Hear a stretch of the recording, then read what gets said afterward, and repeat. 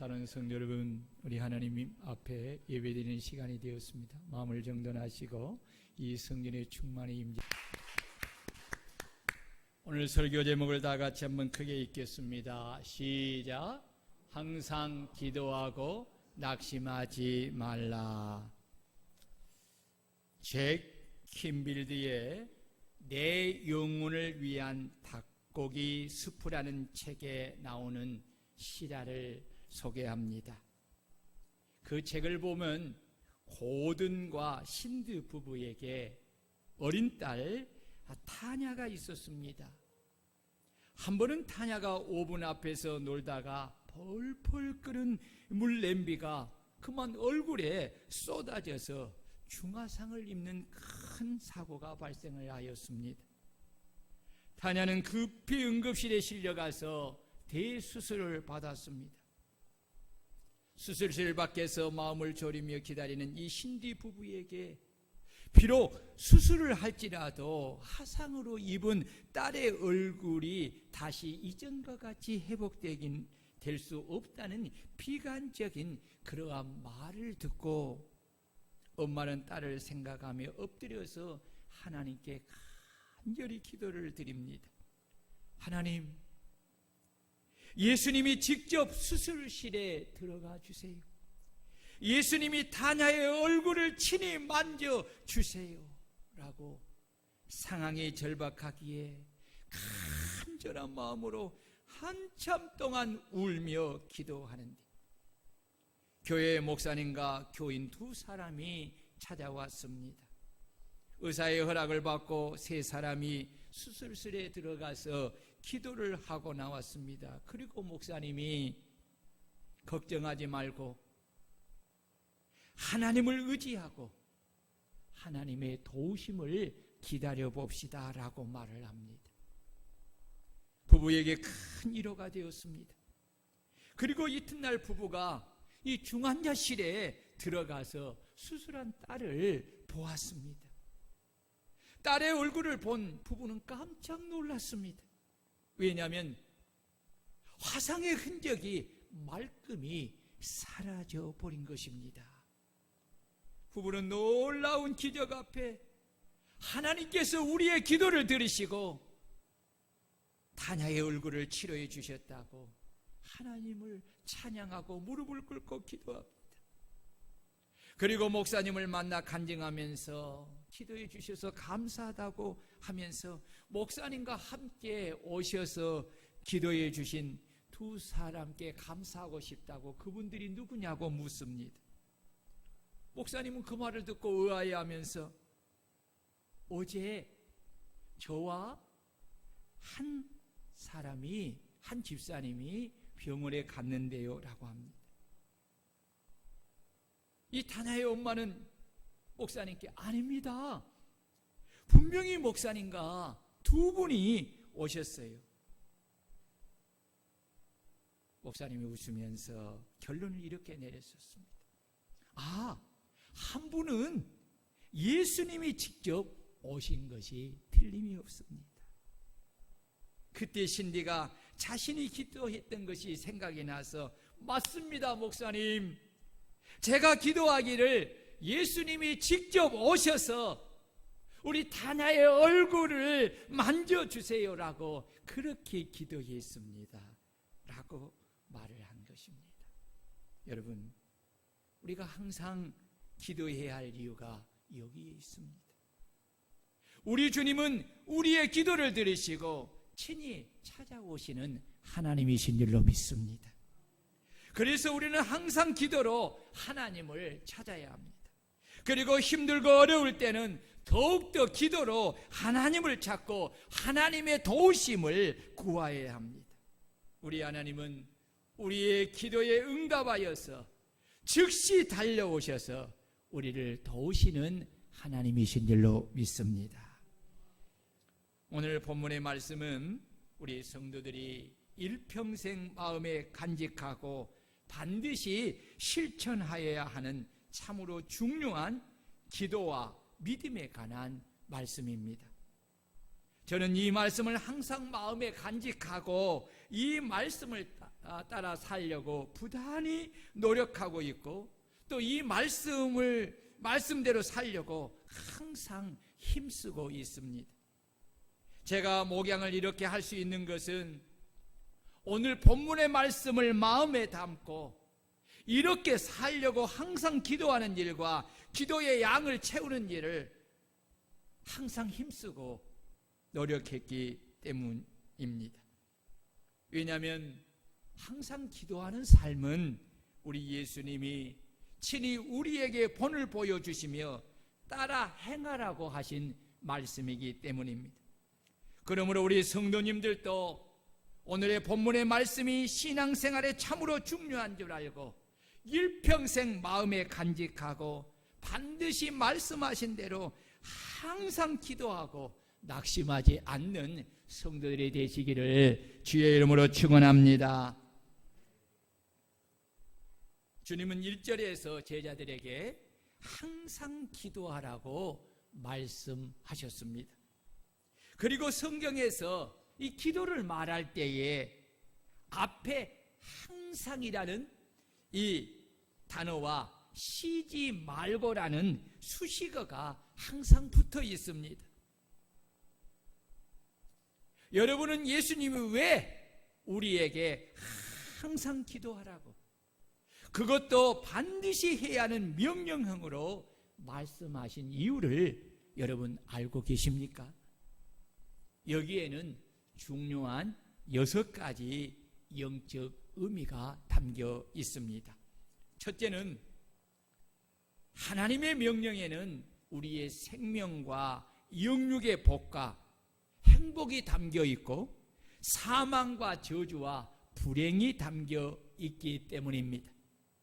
하나님은 명령에 순종하는 자에게 그 순종함을 통해 생명과 영육의 복과 행복을 풍성하게 주시고, 불순종하는 자에게는 사망과 저주와 불행을 풍성하게 주시는 분이시기에 하나님은 사랑하는 자녀들에게 필요한 생명과 영육의 복과 행복을 풍성하게 주시기 위하여서 항상 기도하라고 하신 것입니다.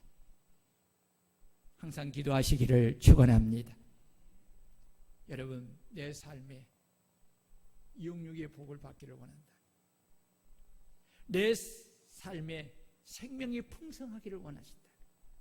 그리고 내 생애에 행복한 삶을 살기를 원한다.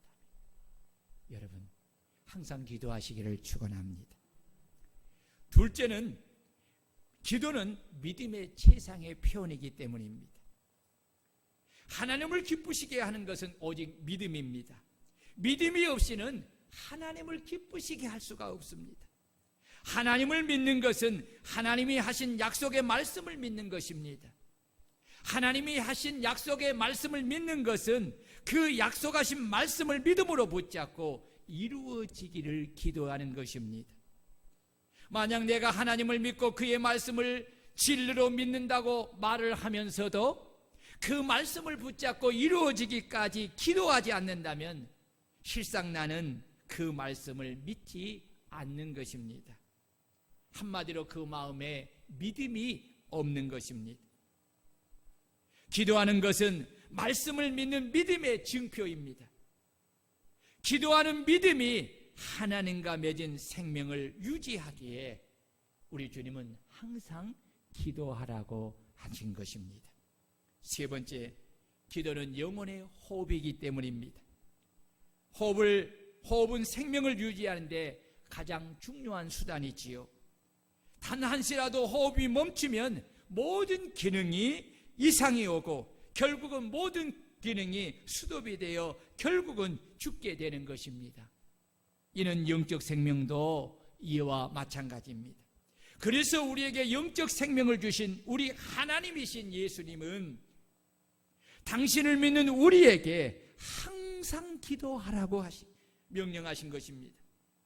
그래서 바울 사도는 예수님이 명령하신 이 말씀을 따라 항상 성령 안에서 기도하고 쉬지 말고 기도하는 것이 우리를 향하신 하나님의 뜻이라고 말씀하신 것입니다. 그래서 기도는 영혼의 생명을 유지하는 가장 중요한 호흡이기에 주님은 항상 기도하라고 하신 것입니다. 네 번째, 기도는 하나님과 인격적인 교제를 하는 가장 중요한 수단이기 때문입니다.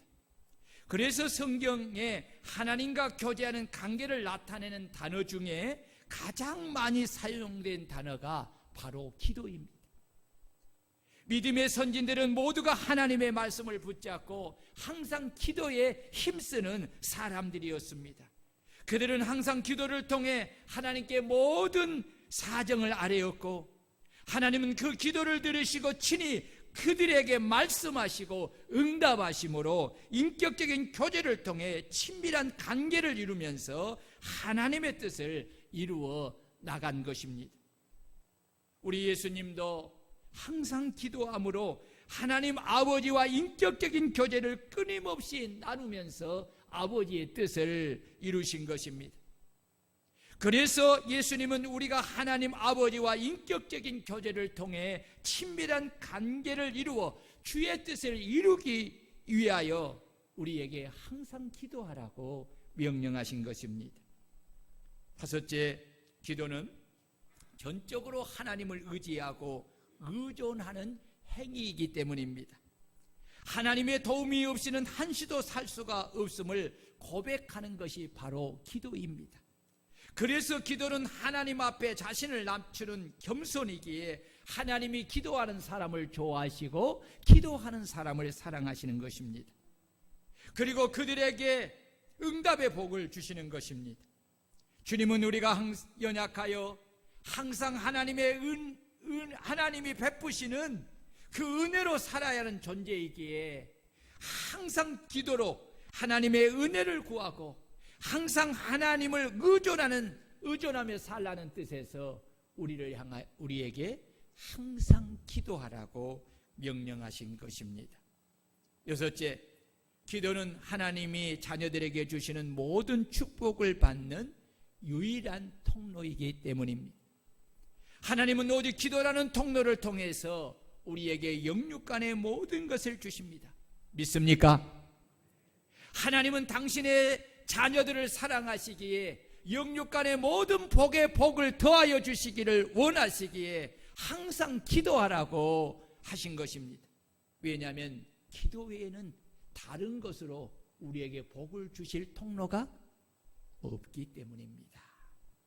여러분, 우리 주님께서 왜 우리에게 항상 기도해야 할 것에 대하여 6가지를 말씀하였어도 주님이 하신 말씀에 대한 믿음이 없어서, 그리고 영적으로 게으르고 교만하여 항상 기도하지 않는다면 주님은 이런 사람에게 아무것도 줄 수가 없습니다. 하나님께 은혜를 입고 응답의 축복을 받으려면 반드시 주님이 하신 말씀에 대한 믿음을 가지고 항상 기도하는 성도들이 되어야 할 줄로 믿습니다. 2절을 보면 주님은 왜 우리가 항상 기도하되 낙심하지 않고 응답을 받을 때까지 기도해야 하는가에 대하여 불의한 재판장과 원한을 가진 가부의 이야기를 통해 말씀하고 있습니다. 주님은 어떤 도시에 하나님을 두려워하지 않고 사람을 무시하는 재판장이 있다고 하였습니다. 이스라엘 사람들은 조상 대대로 하나님을 섬기는 종교 공동체로서 모든 삶이 하나님과 연관이 되어서 사는 사람들입니다. 그러기에 그들은 하나님을 섬기는 자들로서 마땅히 하나님을 두려워하는 사람들입니다. 그런데 이 재판장은 하나님을 두려워하지 않는다는 것입니다.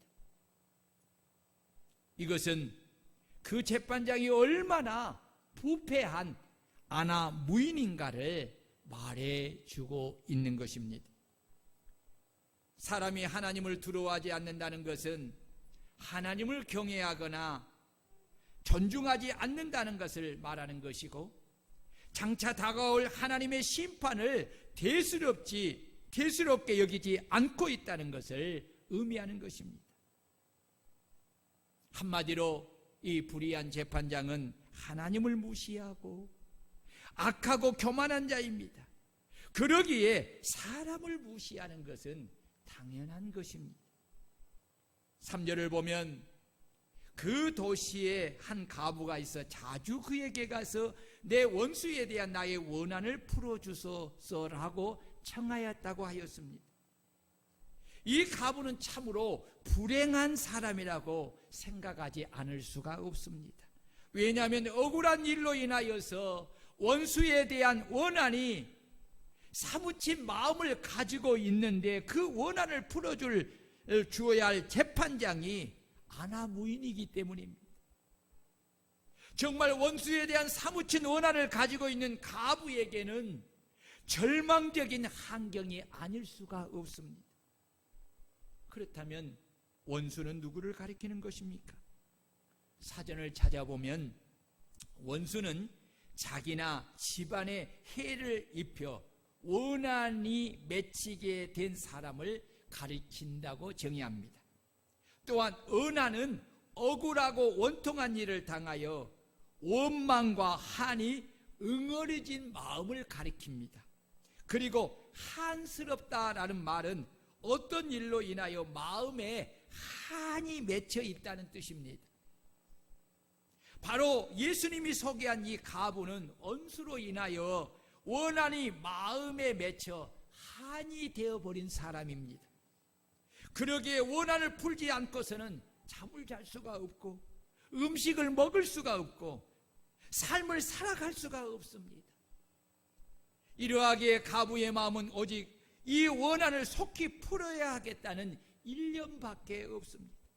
왜냐하면 그래야 자신이 겨우 숨을 쉬며 목숨을 부지할 수가 있기 때문입니다. 그래서 과부는 자신의 원한을 풀어줄 수 있는 재판장에게 찾아간 것입니다. 그 사람이 바로 누구냐? 하나님을 두려워하지 않고 사람을 무시하는 재판관입니다. 이 과부가 불의한 재판장을 생각할 때 그 마음에 얼마나 답답했겠습니까? 그래도 그만이 자신의 원한을 풀어줄 수 있다는 것을 알기에 과부는 불의한 재판장에게 자주 찾아가서 자기의 원한을 풀어달라고 간청을 한 것입니다. 여기 가서라는 단어는 아르코마이의 미알로 과거 시제인 에르케토입니다. 이는 원한을 가진 과부가 불의한 재판장에게 계속적으로 찾아갔음을 의미합니다. 이것은 과부가 가진 원수에 대한 원한이 가슴에 응어리가 되어 있기에 그 원한을 풀고 싶은 마음이 얼마나 갈급하였는지를 잘 반영해 주고 있는 것입니다. 2000년 전에 이 가부장적 사회에서 가부는 경제적 능력이 없는 힘없고 가난하고 불쌍한 존재이고 사회에서 가장 소외된 계층이었습니다. 이런 가부가 불의한 재판장에 가서 자신의 원한을 풀어달라고 간청하며 호소할 때 불의한 재판장이 그를 보고 불쌍히 여겼을까요? 오늘 주님은 아니라고 말씀합니다. 반대로 재판장은 그 원한을 풀어달라고 찾아온 가부를 무시하며 천대하며 멸시하면서 온갖 모욕을 다 주면서 다시는 찾아오지 말라고 온갖 이업의 말을 합니다. 이런 상황이 계속이 되면 비록 원한을 가진 사람일지라도 또다시 찾아가서 말할 용기를 잃어버리고 내가 노력을 해도 안 되는구나, 참 세상은 더러운 세상이야, 불의한 세상이야 하고 불의한 재판장을 찾아가는 것을 포기하기가 쉽습니다. 그런데 이 가부는 이런 절망적인 환경 속에서도 포기하지 않고 계속하여 찾아가서 원수에 대한 원한을 풀어달라고 하였다는 것입니다. 오늘 주님은 우리에게 극한 환경 속에서도 포기하지 않고 계속하여 찾아가서 원수에 대한 원한을 풀어달라고 하는 이 가부를 본받으라고 오늘 말씀하고 있습니다. 우리 성도님들은 하나님께 기도할 때 어떤 마음을 가지고 기도를 하십니까?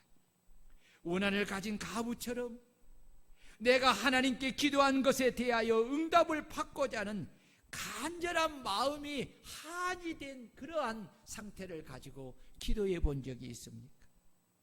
내가 기도하는 것에 응답을 받지 않고서는 잠을 잘 수가 없고 음식을 먹을 수가 없고 삶을 살아갈 수 없기에 원한을 가진 가부처럼 내 마음에 한이 된 기도 제목에 응답을 받아 내 마음의 한을 속히 풀어야 되겠다는 그런 일념을 가지고 계속 가여 성전에 나와서 오직 하나님께 밤낮으로 부르짖으며 기도해 보신 적이 있습니까? 한밤을 지새우면서 또 한밤을 지새우며 하나님께 눈물로 통곡하며 간절히 부르짖어 기도해 보신 적이 있으십니까? 하나님의 아들이신 우리 예수님은 겟세마네 동산에서 이렇게 기도하셨습니다. 누가복음 22장 44절을 보면 예수께서 힘쓰고 애써 더욱 간절히 기도하시니 땀이 땅에 떨어지는 핏방울 같이 되었더라. 히브리서 5장 7절입니다. 그는 육체에 계실 때에 자기를 죽음에서 능히 구원하실 이에게 심한 통곡과 눈물로 간구와 소원을 올렸고 그의 경건하심으로 말미암아 들이심을 입었느니라 라고 말씀하였습니다. 여러분, 그러면 예수님만 이렇게 기도했을까요? 아닙니다. 야곱이 약곡강가에서 이렇게 기도했습니다. 한나가 성전에서 이렇게 기도하였습니다. 히스기야 왕이 이렇게 하나님 앞에 기도했습니다. 모세가 하나님 앞에 이렇게 기도했습니다. 마치 자기 새끼를 사나운 짐승에게 지키려고 목숨을 걸고 울부짖는 어미 짐승처럼 큰 소리로 울며 부르짖으며 기도했던 것입니다. 그렇다면 우리 하나님께 나와 기도할 때에 우리는 하나님께 나와 기도할 때에 어떤 모습과 어떤 마음과 어떤 자세로 기도하십니까? 안타깝게도 많은 사람이 하나님과 기도할 때에 깊은 관계를 형성하지 못하고 그저 의례적인 기도, 문안 인사 드리는 기도, 보고 차원에 하는 그런 기도의 수준에 그치고 맙니다. 여러분, 기도의 꽃은 부르짖음에 있고 간절함과 간청함에 있음을 깨닫는 시간이 되시기를 축원합니다. 그러므로 기도할 때의 은한을 가진 가부처럼 온 마음을 쏟아서 응답받기를 간절히 원하는 마음으로 끝까지 포기해야 하지 않고 앞에 있는 어려운 환경의 장애물을 극복하고 항상 기도해야 합니다. 응답에 대한 간절함이 없는 사람은 간청하는 기도를 드릴 수가 없습니다. 앞에 있는 환경의 장애물을 극복하지 못하고 기도를 중단할 수밖에 없습니다. 그렇다면 우리 성도님들은 어떤 기도를 드리고 있습니까? 여러분의 원한을 가진 가부처럼 마음에 한이 맺힌 기도를 하나님 앞에 들어보신 적이 있습니까?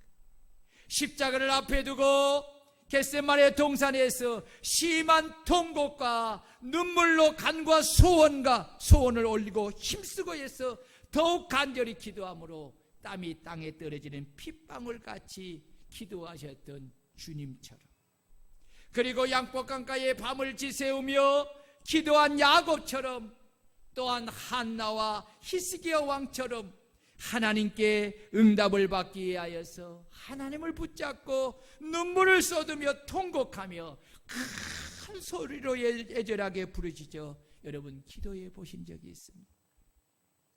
이런 간절한 마음으로 하나님, 간절한 마음으로 내 마음을 쏟아 부어드리는 그런 기도를 드릴 수 있는 저와 여러분들이 되시기를 축원합니다. 가부는 재판장에 가서 원한을 풀어주소서라고 했는데 그 뜻은 복수하다, 재판을 집행하다라는 에디케션입니다. 따라서 이 문구를 언어적으로 볼 때 그 가부는 재판장에게 시시비비를 가려 공정하게 재판해 줄 것을 간청하고 있는 것입니다. 이것은 우리들의 기도가 불의하지 않고 공의로워야 한다는 것을 의미합니다. 다시 말하면 우리의 기도가 내 육신의 정욕을 위하여 쓰려고 하는 기도가 아니라 하나님의 뜻을 따라 기도를 해야 한다는 것입니다.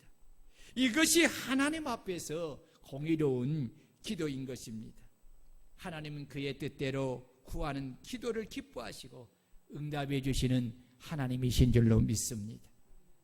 4절 5절을 보면 부패한 재판관은 가부가 정하는 재판을 하여 주어도 자신에게 아무 이득이 돌아오지 않을 것을 알기에 그 재판을 해주기를 원하지 않았지만 그 가부가 하도 귀찮게 자주 찾아와서 원한을 풀어달라고 하니 이제는 그가 찾아오는 것이 자신을 괴롭히는 노이로제 트라우마 수준에 이르렀다고 판단하고 얼마 동안 듣지 아니하다가 후에 속으로 생각하기를 내가 하나님을 두려워하지 않고 가부를 무시하여 아무리 냉대하여도 이 가부는 그것과 상관없이 계속 찾아와서 나를 번거롭게 할 테니 차라리 재판을 통해 빨리 그 원한을 풀어주는 것이 내 자신에게 유익하겠다고 생각을 하고 재판을 통해 그 원한을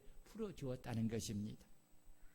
여기 번거롭게 하다라는 단어는 토파라케인 모이코폰인데 이는 일을 못할 정도로 성가시게 하게 하고 견디지 못하게 하다라는 뜻입니다. 이는 문제가 해결때까지 매달리는 태도를 말해주고 있는 것입니다.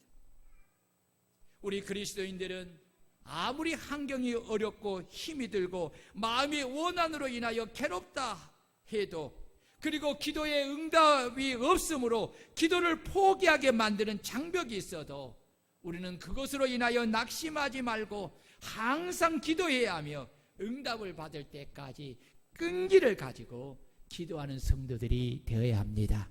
이런 성도들이 되시기를 축원합니다. 왜냐하면 하나님이 하신 약속은 변함이 없는 진리이고 기도는 반드시 응답이 있기 때문입니다. 아멘. 누군가 여러분들에게 당신은 왜 그렇게 기도하는 일을 힘쓰냐고 묻는다면 여러분들은 어떻게 대답하십니까? 어떻게 대답하십니까? 저에게 이런 질문을 묻는다면 기도는 반드시 응답이 있기 때문이라고 그렇게 대답할 것입니다. 사람들은 당신은 기도하고 응답을 받은 적이 있습니까? 라고 묻는다면 여러분들은 어떻게 대답하시겠습니까? 저는 기도하는 것에 100% 응답을 받았고 또 받음을 믿는다고 말할 것입니다. 여러분들도 저와 같이 대답할 수 있기를 바랍니다. 오늘 이 말씀을 하늘시학교에 가서 이 말씀 전하려고 그러면서 우리 이은희 집사님 간증을 하려고 아이를 가지게 유산하고 가지게 되고 작은 경부암을 치료받는 그 가정을 기도를 통해서 이룬 것을 간증할. 여러분 삶을 가만히 보세요. 하나님은 우리의 기도를 안 들은 것 같아도 다 들으시고 그리고 하나님은 우리의 삶에 다 응답해 주시는 것입니다. 믿습니까? 그래서 기도는 예수를 믿고 영접한 하나님의 자녀들에게만 주는 특권 중에 특권인 것입니다. 하나님은 언제나 기도하는 자들을 가까이 하시고 그 부르짖음에 응답하여 복을 주시는 하나님이십니다. 그래서 주님은 당신의 이름을 친히 우리에게 주시면서 내 이름으로 무엇이든지 구하라 그리하면 주실 것이요 라고 하였고 야고보 사도는 너희가 얻지 못함은 기도하지 않음이라고 하였습니다. 하나님은 오직 기도를 통해서만 응답의 복을 주시는 분이십니다. 기도하지 않고서 응답을 기대하는 것은 마치 밭에 씨를 뿌리지 않고 밭에서 소출을 거두려는 불황당과 같은 것입니다. 기도하지 않고는 응답은 없습니다. 하나님은 성도들의 기도를 참으로 귀하게 여기십니다. 얼마나 귀하게 여기신 줄 아십니까? 이 사실을 계시록 5장 8절과 8장 3절을 통해서 주님은 우리에게 이렇게 가르쳐주고 있습니다. 그 두루마리를 취하심에 네 생물과 24장로들이 그 어린 양 앞에 엎드려 각각 검은고와 향이 가득한 금 대접을 가졌으니 이 향은 성도들의 기도라라고 하였고, 또 다른 천사가 와서 제단 곁에 서서 금 향로를 가지고 많은 향을 받았으니 이는 모든 성도의 기도와 합하여 보좌 앞 금제단에 드리고자 함이라 라고 하였습니다. 이는 하나님께서 성도들이 하는 기도를 참으로 귀하게 보시기에 그 기도의 향을 금 대접에 받아 하나님 보좌 앞에 놓인 금제단에 드리게 하려고 하나님이 성도들이 기도하는 성전에 천사들을 보내시고, 누구를 보내시고? 천사들을 보내시고, 천사들은 금 향로와 금 대접을 가지고 와서 성전 곁에 서서 성도들이 하는 기도의 향을 금 향로와 금 대접에 담아가서 하나님 보좌 앞 금 제단에 드리는 것입니다. 우리 성도들이 이 영적 사실을 깨달을 수 있기를 축원합니다. 여러분, 내가 성전에서 기도하는 이 시간에 하나님께서 나의 기도의 향을 받아가지고 가기 위하여 천사들을 친히 보내시고, 그 천사들이 내가 하는 기도의 향을 금향로와 금대접을 받아가서 하나님의 보좌 금제단에 드리는 것을 여러분 상상해 보십시오. 얼마나 황홀한 일입니까? 이것은 그저 상상하는 일이 아니라 여러분 실제입니다. 지금 하나님이 내 기도를 받으시기 위하여 보내신 천사가 금 대접을 가지고 지금 이 자리에 와 계심을 믿으시기를 축원합니다. 축원합니다. 그렇다면 우리 성도님들은 나의 기도의 향을 받으러 온 천사가 든 이 금 향로와 금 대접에 기도의 향을 담아서 하나님의 보좌 금 제단에 드리도록 얼마나 기도를 드리고 있습니까? 혹 내가 드리는 기도의 향을 받으러 온 천사가 내가 그 시간에 기도하지 않음으로 인하여서 빈 대접으로 올라가게 하지는 않았는가 한번 생각해 보시기를 바랍니다. 여러분, 천사가 여러분의 기도를 받으러 온 거예요. 그것도 여러분, 금 대접이라는 것은 뭡니까? 금 향로라는 것이 뭡니까? 우리의 기도를 그렇게 하나님이 귀하게 여긴다는 것. 제가 그런 이야기 했지요. 믿음의 기도는요, 여러분 병든 자를 구원하시게 하십니다. 제가 부산에 갔을 때에 우리 하원이를 데리고 갔어요. 근데 그때 몸이 좀 아팠어요. 그래서 내가 그 아이에게, 하원이에게 할아버지를 위해 기도해 달라고 그랬어요. 그때 말을 거저할 때, 그때예요. 나는 믿음이 있었어요. 순전한 아이의 기도를 하나님이 들으실 거라. 그리고 기도했어요. 그리고 내가 아멘 했어요. 그 후에 어떤 일이 일어났을까요? 여러분, 그 후에 어떤 일이 일어났을까요? 여러분, 내 아픈 몸이 치료받게 된 줄로 믿습니다. 정말 치료. 그래서요, 내가 우리 사모님이나 옆에 있는 분들에게, 그래서 가족들에게 이야기했어요. 나 이렇게 고쳐봐야 돼. 처음에는 안 믿어지지요. 장난 같지요? 그러나 여러분, 믿음의 기도는 어린아이가 했든 어른이 했든 목사님이 했든 성도가 하든 하나님이 그 기도를 들으시고 여러분 역사하여 치료한 줄로 믿습니다. 우리 권사님 오늘 치료하시는 줄로 믿습니다. 사랑하는 여러분, 그렇습니다. 우리가요 기도할 때에 응답이 즉각적으로 오지 않는 몇 가지 이유가 있어요. 여기 하나님의 뜻이 있어요. 그것은 우리의 믿음의 그릇이 아직 응답받을 만한 그릇이 되지 않았기 때문입니다. 아직 기도의 양이 채워지지 않았기 때문입니다. 조금 있다가 응답받는 것이 내게 더 유익하기 때문입니다. 우리의 믿음을 인내와 연단으로 단련하여 정금의 믿음으로 만든 후에 주시기 이하기 때문입니다. 그러므로 원한을 가진 가부처럼 우리는 끈기를 가지고 응답을 받을 때까지 항상 기도하고 낙심하지 않고 기도할 수 있는 성도들이 되시기를 축원합니다. 6절 이하를 보면 오늘 주님께서 이 비유의 결론을 맺고 있습니다. 주께서 이르시되 불의한 재판장에 말한 것을 들으라. 하물며 하나님께서 그 밤낮 부르짖는 택한 자들의 원한을 풀어주지 아니하시겠느냐? 그들에게 오래 참으시겠느냐? 내가 너희에게 이르노니 속히 그 원한을 풀어주시리라. 그러나 인자가 올 때에 세상에서 믿음을 보겠느냐? 여기서 중요한 단어는 속히 그 원한을 풀어주시리라와 믿음을 보겠느냐 입니다. 하나님께서 그 밤낮 부르짖는 택한 자들의 원한을 속히 풀어주신다는 것은 기도를 들으신 하나님 아버지의 간절한 마음입니다.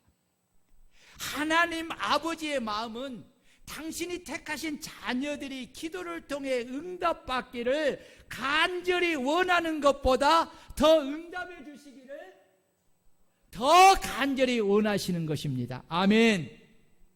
그러기에 밤낮 부르짖는 택한 자들의 기도를 들으시고 속히 그 원한을 풀어주시겠다고 약속하신 것입니다.